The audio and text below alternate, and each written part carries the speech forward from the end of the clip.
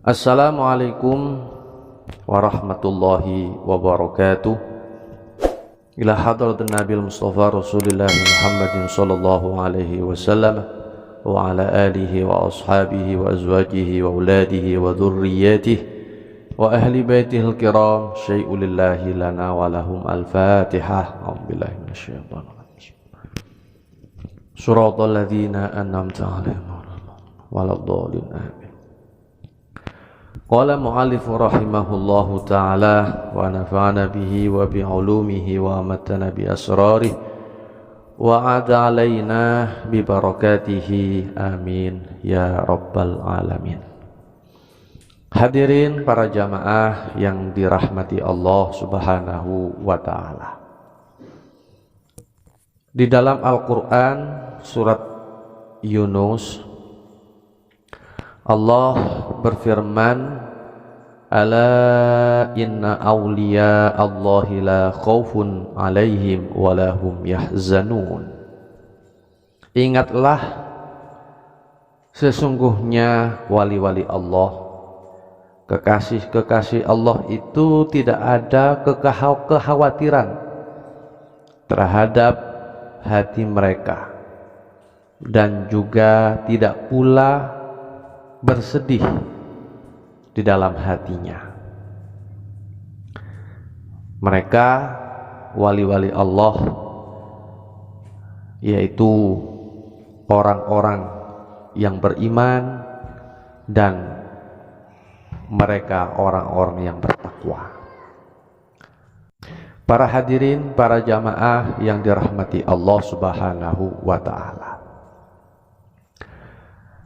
di dalam hati para waliullah itu tidak sedikit pun mempunyai rasa takut dan rasa sedih, dikarenakan rasa mahabbahnya, rasa cintanya kepada Allah subhanahu wa ta'ala sangat luar biasa. Cintanya begitu dalam kepada Allah.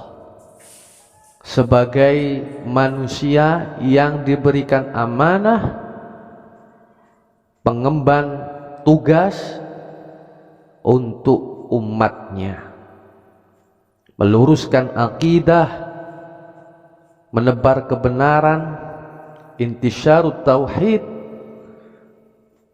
kepada umatnya, agar umat ini selamat dari murka Allah. Sehingga para wali Allah ini dalam menjalankan tugasnya di kehidupan, berbaur dengan para umat. Ada umat yang begitu bandel, ada umat yang begitu fasikin, ada umat yang begitu taat, ada umat yang setengah-setengah, bermacam-macam umat yang dihadapi oleh para waliullah ini. Sehingga banyak rintangan, banyak tantangan yang dihadapinya. Oleh karenanya, dalam pengemban tugas amanah yang diperintahkan Allah yang saya sebutkan tadi, Allah berikan karunia kepada kekasihnya. Allah memberikan karunia atau karomah kepada kekasihnya, yaitu para waliullah tersebut. Nah, Allah berikan karomah tersebut atau karunia karomah tersebut bermacam-macam, ya. Karomah tersebut yang sifatnya khariqul adah. Khariqul adah itu sesuatu yang menyalahi atau menembus adat atau kebiasaannya, sehingga bisa disimpulkan khariqul adah itu adalah beberapa perkara yang menyalahi kebiasaan, yang tidak pada umumnya. Itu salah satu Allah berikan karomah kepada kekasihnya. Maka apa yang disebut karomah? Karomah adalah kejadian-kejadian yang sangat luar biasa, kehebatan-kehebatan yang sangat luar biasa yang diberikan kepada hamba-hambanya yang dicintainya atau hamba-hambanya yang disayanginya, seperti halnya waliullah tersebut. Atau bisa dikatakan Allah perlihatkan melalui orang-orang soleh dan para auliyanya, ya, seperti halnya karomahnya Sultanul Aulia Hadratus Syekh Abdul Qadir Al-Jilani, ya. Bisa saja dikatakan karomah itu seperti halnya mukjizat, tetapi alokasinya kalau kekasih Allah itu karomah. Kalau mukjizat yaitu kejadian-kejadian yang sangat luar biasa, kehebatan-kehebatan yang sangat luar biasa yang diberikan kepada nabinya, para utusannya, para rasul, itu disebut mukjizat. Beda lagi kalau kehebatan-kehebatan atau kejadian-kejadian yang sangat luar biasa diberikan orang awam karena ada kebaikannya sehingga Allah meridhoinya. Allah ridho kepada seorang awam ini, seorang hamba ini yang awam. Allah masih kasih pertolongannya, maka disebut itu adalah ma'unah, dari kata awana yu'awinu, pertolongan. Karena orang ini banyak kebaikannya sehingga Allah ngasih pertolongan kepada hamba tersebut. Beda lagi dengan istidraj. Istidraj ini kehebatan, kejadian yang sangat luar biasa Allah kasih tuh kepada orang kafir, orang fasik, tetapi hakikatnya adalah sebagai fitnah, tipuan, bencana bagi orang-orang sekitar mereka, sehingga mereka menjadi tambah fasiknya, tambah kafirnya, nanti kelak di yaumul qiyamah siksanya tambah pedih. Ini istidraj, ya. Kalau ada orang kafirin bisa mengeluarkan kesaktiannya, andai kata, sehingga di sekelilingnya semakin iman kepada dia, iman kepada Tuhannya dia, sehingga menimbulkan keyakinan pada masyarakat sekitar, semakin kuat imannya kepada Tuhannya selain Allah. Ini kan hakikatnya Allah, istilah bahasa Jawa, melulu. Allah melulu kepada mereka sehingga kelak di yaumul qiyamah, di akhirat nanti, Allah kasih siksa semakin pedih, semakin tambah siksanya. Nah, itu hakikatnya istidraj. Beda lagi dengan ihanah. Ihanah ini ya, Allah perlihatkan pada siapa yang ingin dia hinakan dengan adanya perkara di luar kebiasaan, namun tidak sesuai dengan tujuannya.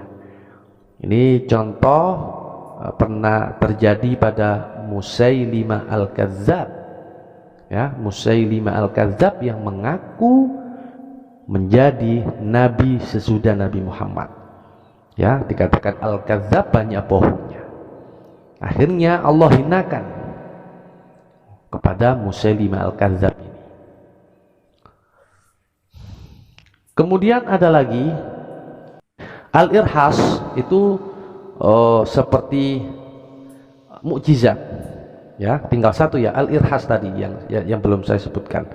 Al-Irhas itu muncul kejadian atau kehebatan yang sangat luar biasa yang diberikan sebelum masa kenabian.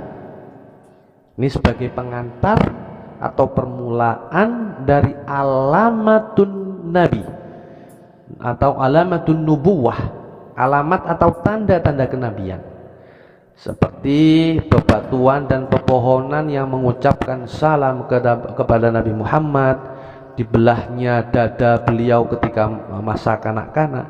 Artinya sebelum masa kenabian ini ada sesuatu hal-hal yang aneh, hal-hal yang sangat luar biasa. Ini tujuannya adalah memunculkannya, Allah memunculkan adalah sebagai alamatun nubuwah, alamat tanda-tanda akan datang kenabian.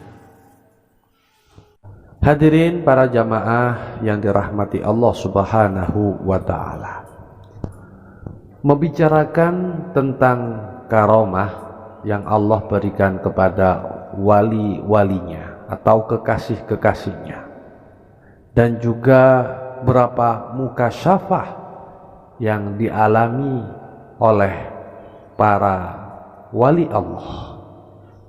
Di antaranya karomah-karomah yang Allah berikan kepada kekasihnya. Ada wali yang mampu menyingkap alam gaib hingga dinding dan kegelapan tidak menghalangi untuk melihat apa yang dilakukan orang-orang di dalam rumah mereka. Ini Allah beri kepada kekasihnya. Allah berikan karomah kepada wali tersebut. Allah berikan mukasyafah kepada hatinya. Ada juga wali yang ketika berjumpa dengan orang pezina, pemabuk, pencuri, pencela, atau orang yang suka berbuat zalim, wali tersebut melihat goresan tanda hitam pada anggota tubuh mereka yang melakukan maksiat tersebut.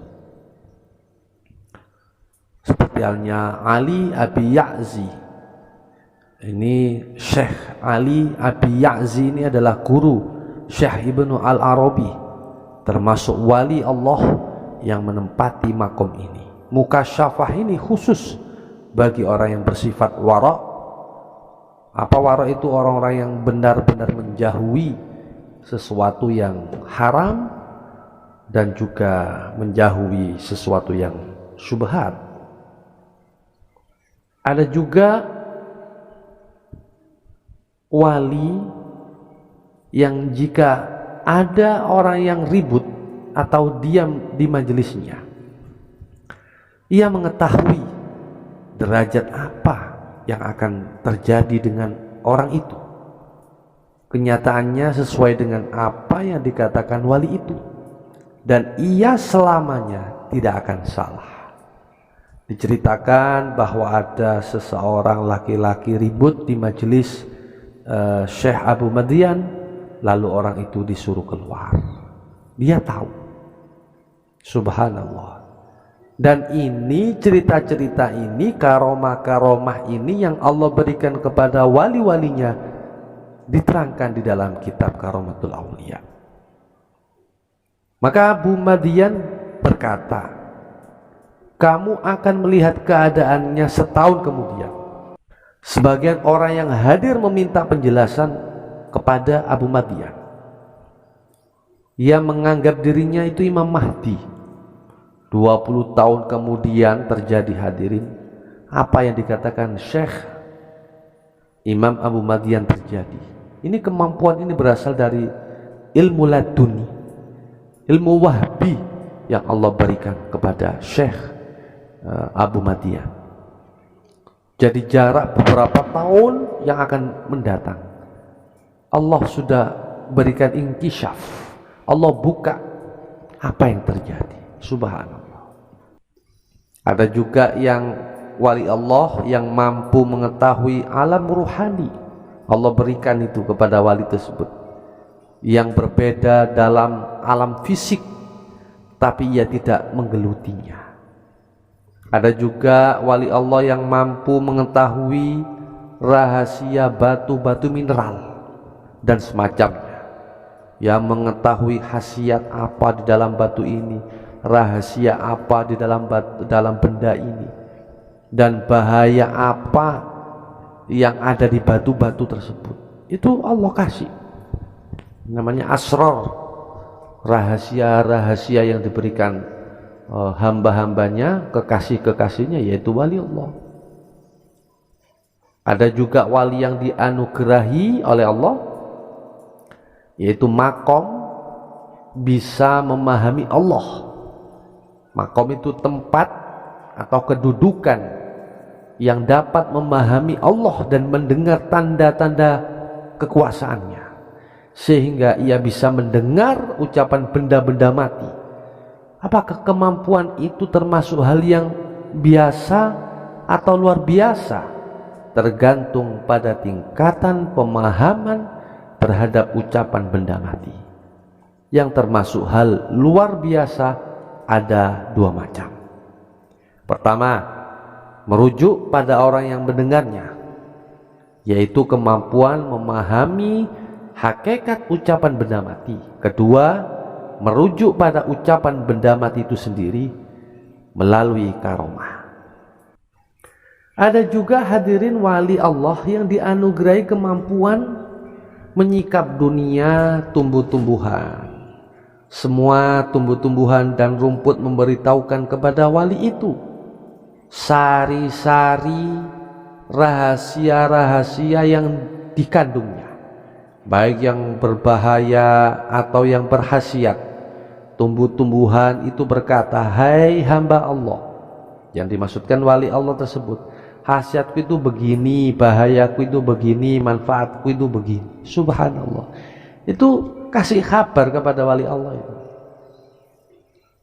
Ini dalam karomah. Semua adalah karomah Allah berikan kepada kekasihnya. Ada juga wali Allah yang diberi kemampuan oleh Allah meramalkan hal-hal jelek yang akan terjadi, lalu ia meminta dihindarkan sehingga ia tidak terkena hal buruk tersebut.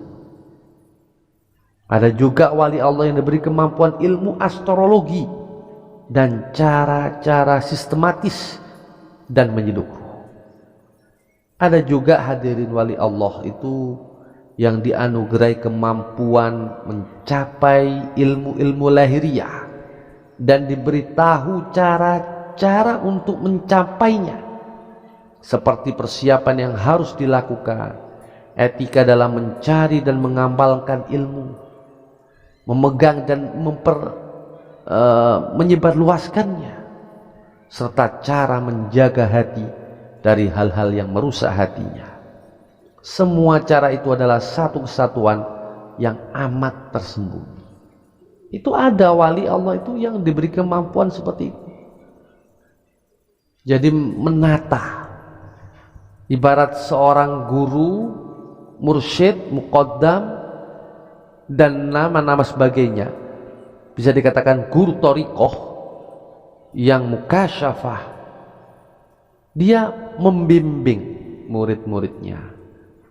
Anda sampean jangan seperti ini, sampean seperti ini, sampean harus ini. Menata dari mendapatkan ilmu, mulai dari mendapatkan ilmu sampai naik dari tahapan yang kedua, tahapan yang ketiga, dan seterusnya, membimbing sehingga menjadi kekasih Allah.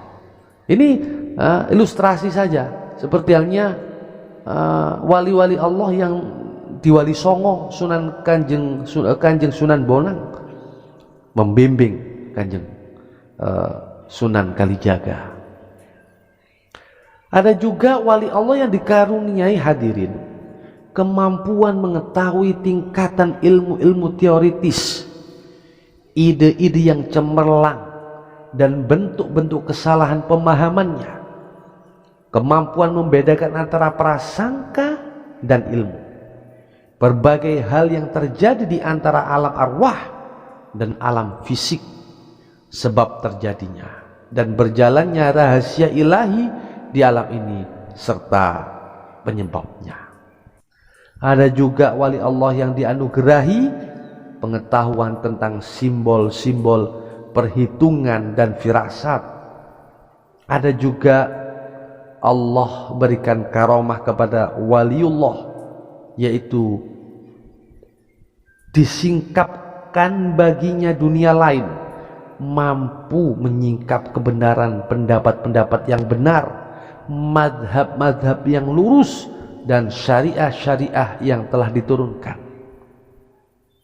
Ada juga hadirin wali Allah itu yang terlihat sebagai orang alim, Allah telah menghiasi mereka dengan pengetahuan-pengetahuan suci sebaik-baik perhiasan. Ada juga wali Allah yang dianugerahi kewibawaan, ketenangan, teguh pendiriannya, dan kemampuan mengetahui tipu muslihat dan rahasia-rahasia tersembunyi dan sejenisnya di dalam hatinya. Nah, itulah kiranya hadirin yang bisa kami sebutkan, dan lainnya begitu banyak lagi, tetapi mohon maaf tidak kami sampaikan di sini. Insyaallah di pertemuan berikutnya. Wallahu muwaffiq ila aqwamit thoriq. Assalamualaikum warahmatullahi wabarakatuh.